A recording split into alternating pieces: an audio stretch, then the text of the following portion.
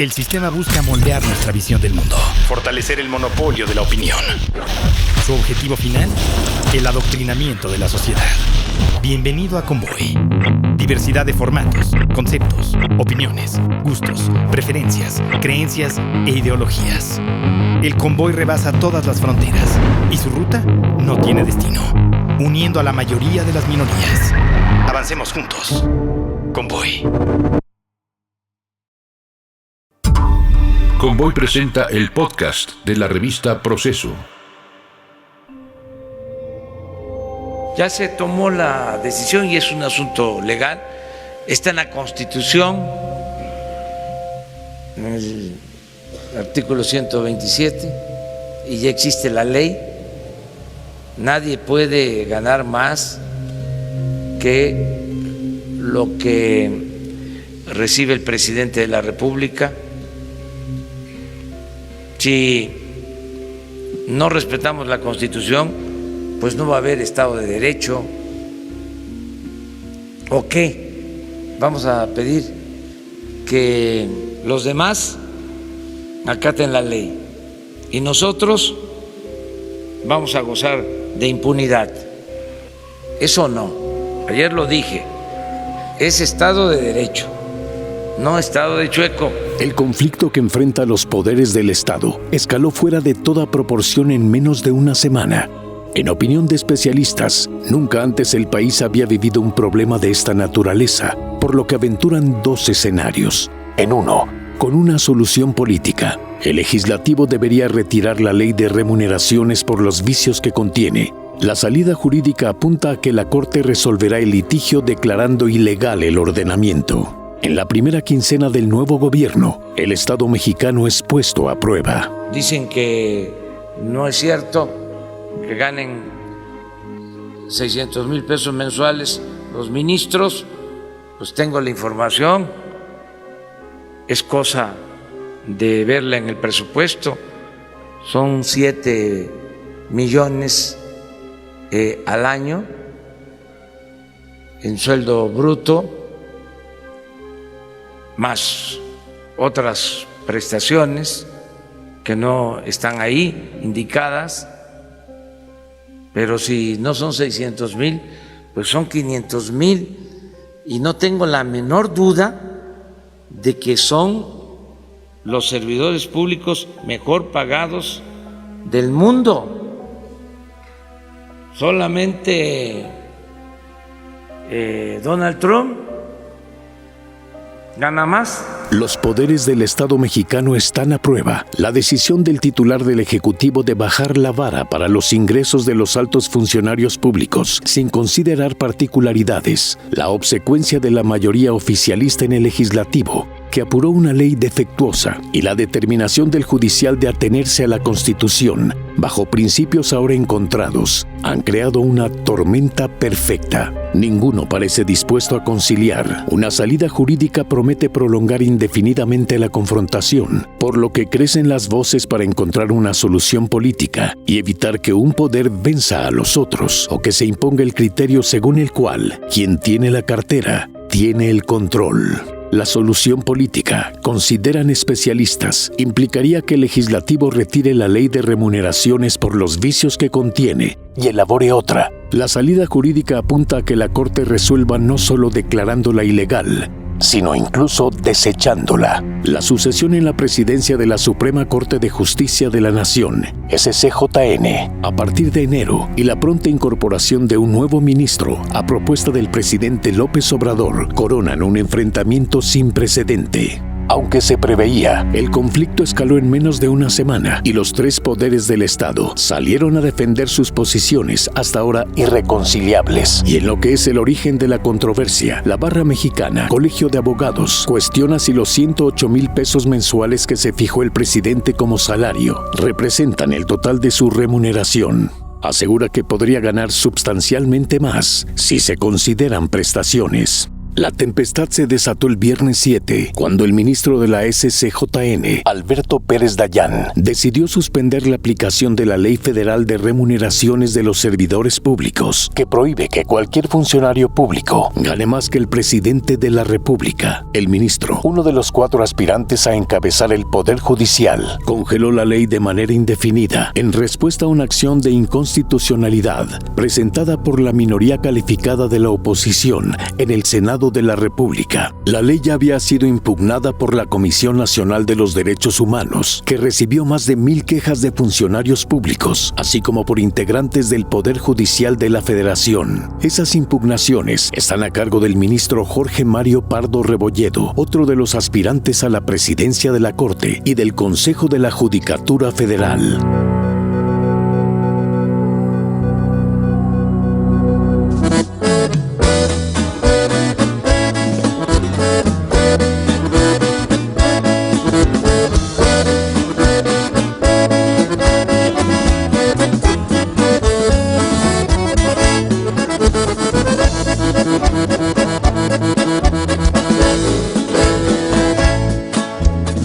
La pobreza, en la austeridad, me ponía guaraches para caminar, machete en la mano para trabajar, un cooler el agua y el lonche el morral.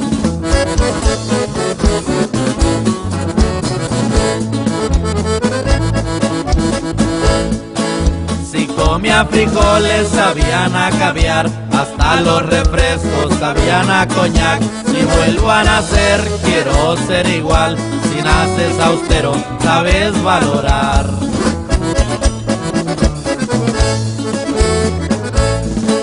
Ahora ni siquiera tienes libertad de decir tu nombre menos los demás, pa' que la bandera mejor respetar.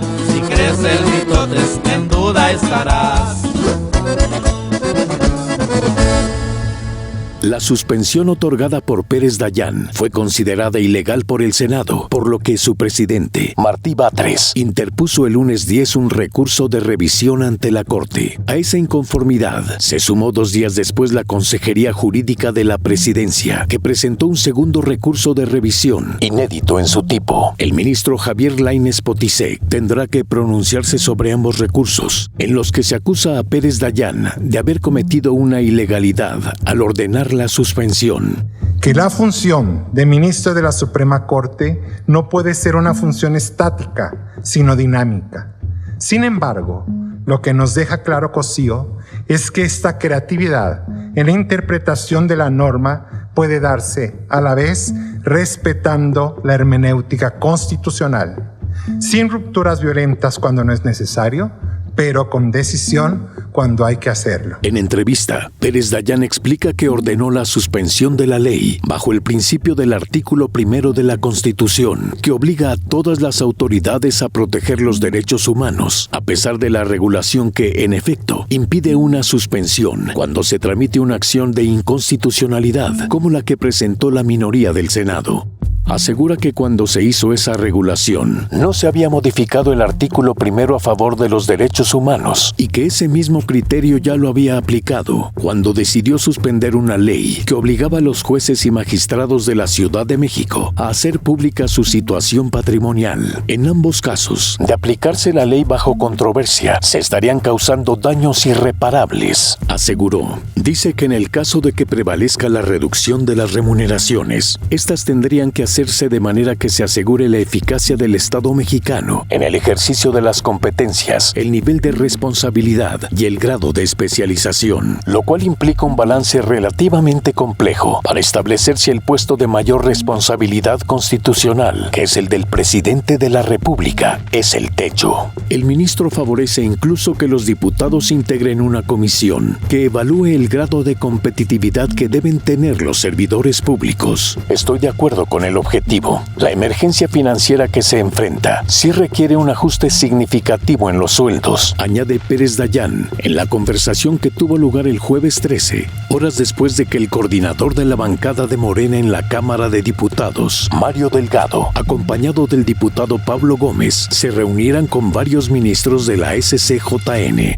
Si Lainez Potisek confirma la suspensión dictada por Pérez Dayán, el Senado y la Presidencia de la República tendrán que esperar a que se resuelva el tema de fondo, es decir, las numerosas impugnaciones a la ley, incluido el procedimiento mediante el cual fue aprobada por la mayoría de Morena, cuando la 64ª legislatura apenas llevaba 13 días. Lo que hizo la Cámara de Diputados fue retomar una iniciativa presentada en 2013 y cuyo plazo de dictaminación había vencido. Alegó que su reglamento interior la habilitaba para retomarla. Finalmente se aprobó por 443 votos a favor. La Corte revisará el procedimiento, la constitucionalidad de los artículos impugnados y si hay una mayoría calificada de 8 de los 11 votos del Pleno de Ministros, podría desechar la ley. El tratadista constitucional Elisur Arteaga considera que la disminución de las remuneraciones procede por la mera aprobación de la ley, pese a que la Constitución también prevé la irreductibilidad de los sueldos de los jueces y magistrados. Asegura que debe prevalecer el principio de que la ley posterior deroga a la ley anterior. Sin embargo, asegura que la ley reglamentaria del artículo 127 constitucional, que ordena que nadie gane más que el presidente, quien se fijó un sueldo de 108,000 pesos mensuales, sí tiene vicios porque estaba muerta. Se había dado como concluida. A pesar de eso la sacaron y eso la anula. Además considera improcedentes los recursos de revisión presentados por el Senado y el Ejecutivo. Dice que a favor de los jueces está el criterio que le da igualdad de reconocimiento en el país a los compromisos internacionales asumidos por México, por lo que hace a la independencia y autonomía del Poder Judicial. Arteaga considera injusto bajarles el sueldo a jueces y magistrados. Los jueces de distrito deben resolver al año más de 1,500 asuntos en promedio. Significa que tienen que dictar entre 25 y 30 autos y sentencias al día. Están sobrecargados de trabajo. Añade que el conflicto se originó cuando López Obrador puso la vara tan baja de los 108,000 pesos al mes. Lo que se puede hacer es que se aplique la obligación constitucional de que nadie gane más que el titular del Ejecutivo, pero que éste suba la vara es más fácil que hacer una nueva ley. Asegura que si la Corte la declara inconstitucional y se crea otra ley, esta también va a ser impugnada y va a ser un cuento de nunca acabar. La salida al conflicto es política, afirma. Hay que mover la vara hacia arriba, que se convoque a un periodo extraordinario en el Congreso, se subsanen los vicios y se sube el tope para que no se repitan los enfrentamientos, propone Arteaga. No desconocemos que en el Poder Judicial había una ambición desmedida. Todo se les pagaba. Hay que corregirlo. Pero también el presidente tiene que corregir. Es un trabajo político. No hay otra solución. El senador panista Javier Lozano, muy comprometido con el pueblo, muy interesado en el bienestar económico del país. Fíjese, él y cada senador reciben un sueldo al año de 1,884,312 pesos. Casi 2 millones al año. ¿No se les hace muchito? Pues una reportera le preguntó, ¿no estaría usted dispuesto a bajarse el sueldo? Y él dijo que claro que sí, con mucho gusto. Todo por el bien de la patria, el bienestar de la gente que más lo necesita. No, espérense, no dijo eso. Miren lo que dijo. Oiga, ¿usted está dispuesta a que le disminuyan su salario? No, porque yo vivo de esto. A mí esa demagogia de que sí, yo con mucho gusto doy la mitad de mi salario y luego entonces, ¿qué? Pues a robar o qué. Ese es el tema, ¿eh? Qué horrible pesadilla, Pepito. Estaba yo soñando que era ratero y que me había robado 20 millones de pesos en pepitas de oro. En eso sonó la alarma y no podía correr porque pesaba mucho el oro. Horroroso. Pedro Salazar, director del Instituto de Investigaciones Jurídicas de la UNAM, estima que lo más prudente e inteligente sería que el Poder Legislativo abrogue la ley que aprobó y la sustituya con una bien hecha. Así se evitaría que creciera la tensión entre el Ejecutivo y el Judicial y descargarle a este la decisión de una ley tan discutida y con tantos defectos legislativos. Lo deseable sería que el Legislativo junto con el Ejecutivo redactara una ley que estableciera criterios objetivos salarios, a partir de los cuales se va a fijar el sueldo. Salazar dice en entrevista que la ley de remuneraciones es una mala traducción legislativa de una buena política pública.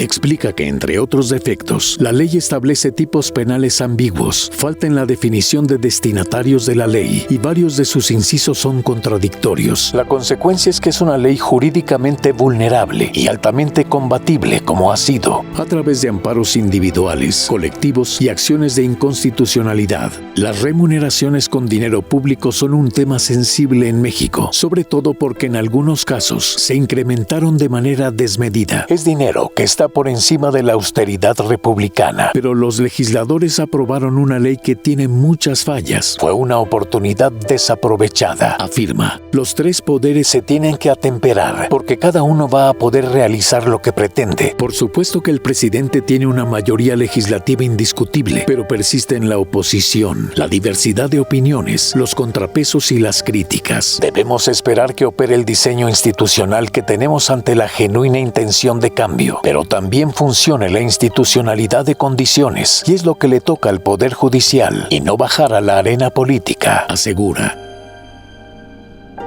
Los tres poderes podrían moderarse y no desbordar el marco constitucional, como podría ser un cambio en la organización de uno de esos poderes, señala en alusión a la amenaza del senador morenista Félix Salgado de que se podría modificar la actual composición de la SCJN y del Consejo de la Judicatura Federal. Entre los litigantes, el criterio que prevalece es que la Corte continúe con la revisión de la ley y resuelva sobre su constitucionalidad. José Mario de la Garza Marroquín, presidente de la Barra Mexicana, Colegio de Abogados, asegura a Proceso que además de jurídico, es un conflicto político. La salida jurídica es limitada, pero se tiene que evitar la idea de que un poder triunfe sobre el otro. Y también, en referencia a Salgado Macedonio, cuestiona la amenaza de la desaparición del poder judicial.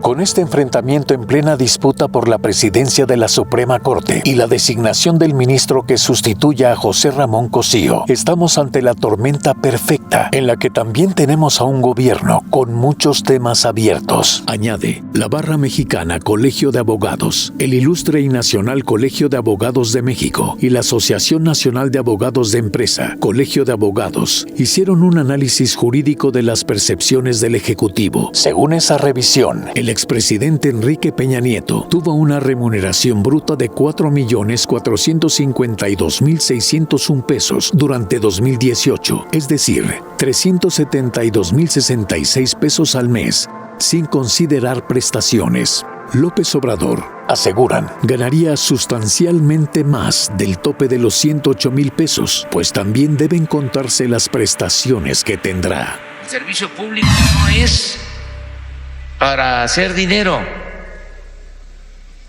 es para servir a los ciudadanos. De todas maneras, de todas formas, tienen libertad para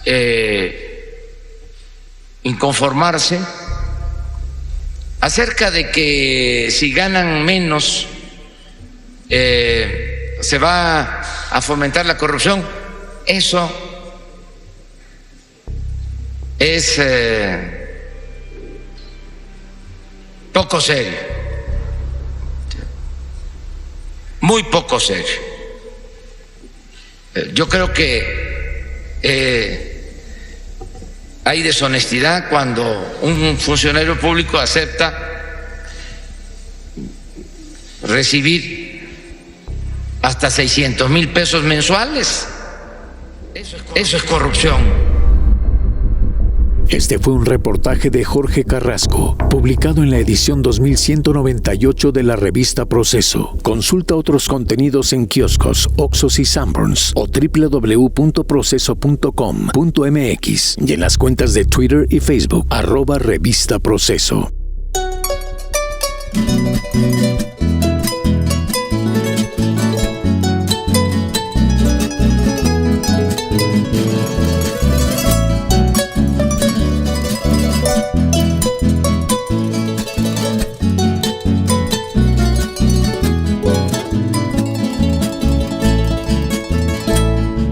El pueblo de este país vive en función de dinero, por un lado los Salinas, por otro el banco usurero.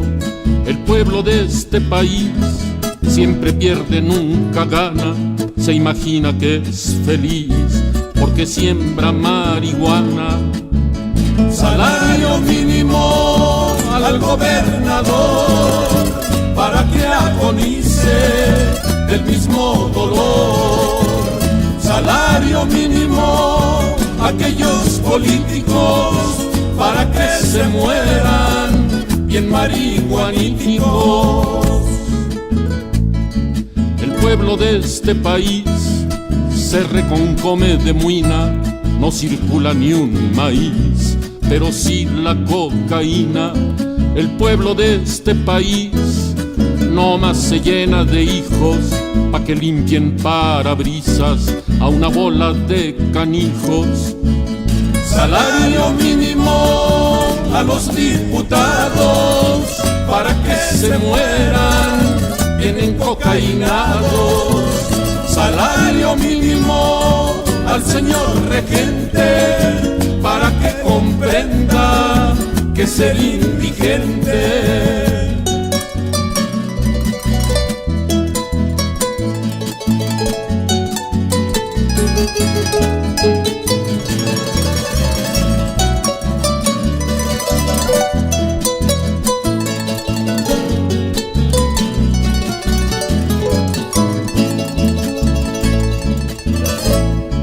El pueblo de este país no necesita estudiantes si hay banqueros y políticos y gobiernos ambulantes. El pueblo de este país no necesita consejos, le gusta que lo gobiernen una sarta de conejos. Salario mínimo a los senadores para que se pudran con la ley de Herodes. Salario mínimo todos los del PRI, lo único que saben es decir que sí. El pueblo de este país está harto de ladrones que le roban su trabajo y millones de millones.